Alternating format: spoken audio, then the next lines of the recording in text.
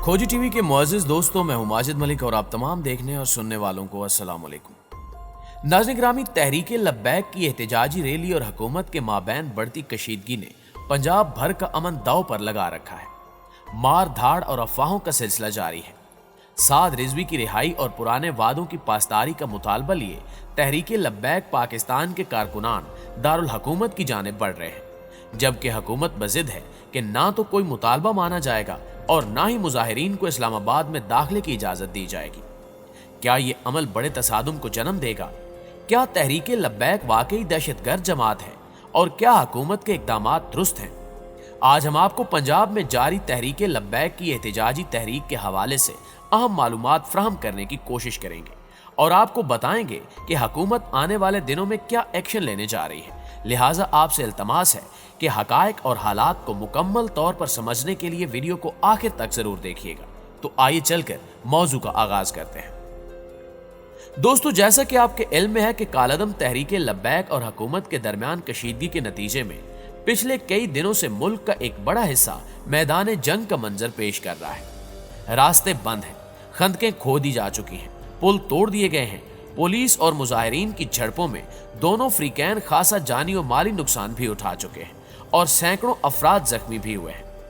हालात पुलिस के काबू से बाहर हो जाने की वजह से अमनो अमान कायम रखने की खातिर रेंजर्स की खिदमात हासिल कर ली गई हैं और इन्हें असले के इस्तेमाल की इजाजत भी दे दी गई है। वफाकी वज़ीर दाखिला का कहना है कि बहुत हो गया, मार्च हर सूरत में रोका जाएगा, जबकि कालादम तहरीक के तर्जुमान का मौक़िफ़ है कि तस्वीर का एक रुख न दिखाया जाए और कौम को हकायक से बाखबर किया जाए। इसका जवाब पैमरा की जानिब से तहरीक की मीडिया कवरेज पर पाबंदी की सूरत में सामने आया है। हालांकि सोशल मीडिया की मौजूदगी और इंटरनेट के जरिए तमाम बैरूनी ज़राए इब्लाग तक हर शख्स की हम वक्त रसाई ने अब ऐसी पाबंदियों को अमलन न सिर्फ कतई तौर पर गैर मुअस्सर बना दिया है, बल्कि इनके नतीजे में सनसनीखेज और गुमराह कुन अफवाहों के फैलने के इम्कानात बहुत ज्यादा बढ़ चुके हैं। एहतजाजी मुजाहिरीन हुकूमत से साबका मुआहदों और वादों की तकमील के तालिब हैं और इस मकसद के लिए इस्लामाबाद पहुंचकर धरना देने का अज़्म किए हुए हैं, जबकि हुकूमत का मौक़िफ़ है कि पहले एहतजाज और धरना खत्म किया जाए, फिर बातचीत होगी। वज़ीर आज़म के हालिया दौरे सऊदी अरब के दौरान वफाकी वज़ीर दाखिला शेख रशीद ने कौम को तहरीक लब्बैक से मुआहदा हो जाने की जो खुशखबरी सुनाई थी, वो महज हवाई साबित हुई। कालादम तंजीम के सरबराह साद रिजवी से इस्लामाबाद में हुकूमत ने बातचीत का एहतमाम किया, लेकिन वज़ीर दाखिला के बकौल बात अब तक बनी नहीं और जुमे और हफ्ते को मुज़ाकरात फिर होंगे। दोस्तों, इन मुज़ाकरात की कामयाबी कौमी सलामती और मुल्की मुफाद का नागुज़ीर तकाजा है कि दहशतगर्दी और भारत से राब्तों जैसी बेसबूत इल्जाम तराशी पर मबनी गैर जिम्मेदाराना, इश्तियाल अंगेज और धमकी आमेज बयानबाजी से मुकम्मल गुरेज किया जाए, ताकि बातचीत के लिए साजगार माहौल फराहम हो सके। वज़ीर दाखिला का तहरीक लब्बैक के बारे में ये मौक़िफ़ है कि हुकूमत ने इसे कालादम जरूर करार दिया है, लेकिन इस पर पाबंदी नहीं लगाई। चुनांचे इसे इंतखाबात में हिस्सा लेने की इजाजत विज़ात तलब है। एक ऐसी तंजीम जिसे मुल्क में होने वाले इंतखाबात में शिरकत और जमहूरी अमल में हिस्सा लेने की इजाजत हो और जिसके मुतालबात पर हुकूमत उससे मुज़ाकरात कर रही हो और जिससे उसने मुआहदे कर रखे हों, उसे दहशतगर्द और मुल्क के खिलाफ बैरूनी कुव्वतों से साजबाज में मुलव्विस करार देना कतई तौर पर नाकाबिल फहम और सूरत हाल को सुलझाने की बजाय उलझाने के मुतरादिफ है। लिहाजा हुकूमती तर्जुमानों को ऐसी बयानबाजियों से यकसर बाज रहना चाहिए। इस मामले की जो तफसीलात मंजर-ए-आम पर हैं, उनसे वाज़े हो रहा है कि होशमंदी से काम लिया जाता तो हालात में ये अबतरी रूनुमा ही न होती जो आज नजर आ रही है। नाज़रीन गिरामी, कालादम तहरीक का असल मुतालबा फ्रांसीसी सफीर के हवाले से था। हुकूमत और कालादम तंजीम के मुआहदे में तय पाया था कि यह मामला पार्लियामेंट में लाया जाएगा और पार्लियामेंट जो फैसला भी करे वो तंजीम के लिए काबिल कबूल होगा। बाज इत्तलात के मुताबिक तंजीम ने अपने मौक़िफ़ में मजीद लचक पैदा करते हुए इस पर भी आमादगी जाहिर की थी कि हुकूमत पार्लियामेंट में मामला नहीं लाना चाहती तो मुतलका पार्लिमानी कमेटी में इसे पेश कर दिया जाए और इसका फैसला भी तंजीम के लिए काबिल कबूल होगा। लेकिन हुकूमती ओहदेदारों ने वक्ती तौर पर इस गुजारिश को कबूल किया था, मगर बाद अज़ां इस पर अमल नहीं किया गया। लेकिन अब भी इस मुतालबे पर अमल करके मामलात को आज भी किसी मजीद खराबी के बगैर सुलझाया जा सकता है और यही होशमंदी का तकाजा है। तहम दूसरी जानिब चंद माहिरीन ये ख्याल करते हैं کہ ریاست پاکستان نے دہشت گردی کی طویل جنگ میں شاندار کارکردگی دکھائی ہے۔ اندرونی اور بیرونی دہشت گرد پارٹیوں کو شکست فاش دے کر اپنی بالادستی ثابت کی ہے، یعنی ریاست کی رٹ قائم کر کے ریاست کی بالادستی قائم کی ہے۔ آج ایک بار پھر حکومت ریاستی رٹ قائم کرنے کے لیے ہاتھ پیر مارتی نظر آ رہی ہے۔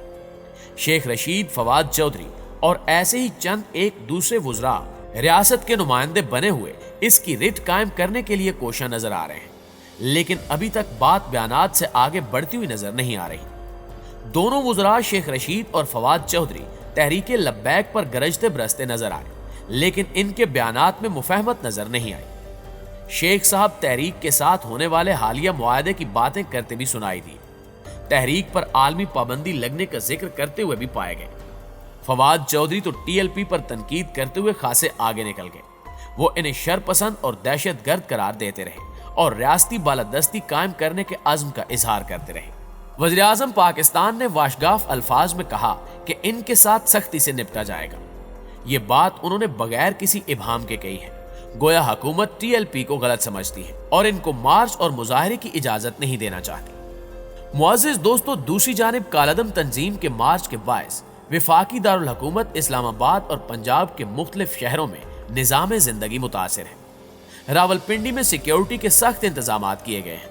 اسلام آباد اور راولپنڈی کو ملانے والی مرکزی شاہراہیں سیل کر دی گئی ہیں۔ صدر سے فیض آباد میٹرو بس معطل ہے، متبادل راستوں پر شدید ٹریفک جام ہے اور شہریوں کو مشکلات کا سامنا ہے۔ تاہم ایک خبر یہ بھی ہے کہ حکومت اور ٹی ایل پی کے مابین مذاکرات کا سلسلہ شروع ہو چکا ہے اور ابتدائی مرحلے میں حکومت کو بڑی کامیابی مل چکی ہے، جس کے بعد یہ خیال کیا جا رہا ہے کہ ٹی ایل پی کے مشتعل مظاہرین کو اسلام آباد پہنچنے سے قبل ہی واپس کر دیا جائے گا، لیکن تشدد اور ہلاکتوں کی وجہ سے حالات کسی وقت بھی تبدیل ہو سکتے ہیں۔ ایک سوال یہ بھی ہے کہ پنجاب پولیس اپنی تمام تر طاقت کے باوجود اس مارچ کی پیشقدمی کو روکنے میں کیوں ناکام رہی؟ دراصل مارچ کے پہلے ہی روز تنظیم کے کارکنوں نے پولیس کا پہلا حصار توڑ ڈالا تھا۔ انٹیلیجنس ایجنسیز کی رپورٹس کے مطابق مارچ کے آغاز میں ٹی ایل پی کے کارکنوں کی تعداد 5000 سے بھی کم تھی، جبکہ لاہور پولیس کی سیکیورٹی منصوبہ بندی میں 10,000 پولیس اہلکاروں کو جلوس کی پیشقدمی روکنے کے لیے استعمال کیا گیا۔ لاہور سے نکلتے ہوئے پولیس اور ٹی ایل پی کا بڑا تصادم دو مقامات پر ہوا، ایک ایم اے او کالج کے پاس اور دوسرا شادرہ اور کالا شاہ کاکو کے درمیان، اور دونوں ہی جگہوں پر پولیس کو پسپا ہونا پڑا۔ پولیس ٹی ایل پی کے کارکنوں کو روکنے میں کیوں ناکام ہوئی، اس پر ڈپارٹمنٹ لیول پر انکوائری کی جا رہی ہے اور تمام ڈیوٹی پر مامور افسران سے رپورٹ مانگ لی گئی ہے۔ لاہور پولیس کے ایک اعلیٰ عہدیدار کے مطابق انکوائری تو کی جا رہی ہے، لیکن اسے میڈیا سے خفیہ رکھا جا رہا ہے، کیونکہ ابھی مارچ گجرانوالہ تک پہنچا ہے اور اب بھی لاہور پولیس کی بھاری نفری وہاں موجود ہے، تو اس لیے فیصلہ کیا گیا ہے کہ معاملے کا حتمی نتیجہ سامنے آنے تک حقائق کو خفیہ رکھا جائے گا۔ ناظرین گرامی، ٹی ایل پی کے مارچ کا اپنے سے 2 گنا فورس کو ہٹا کر شہر سے باہر نکل جانے نے پولیس کارکردگی پر کئی طرح کے سوالات کھڑے کر دیے ہیں۔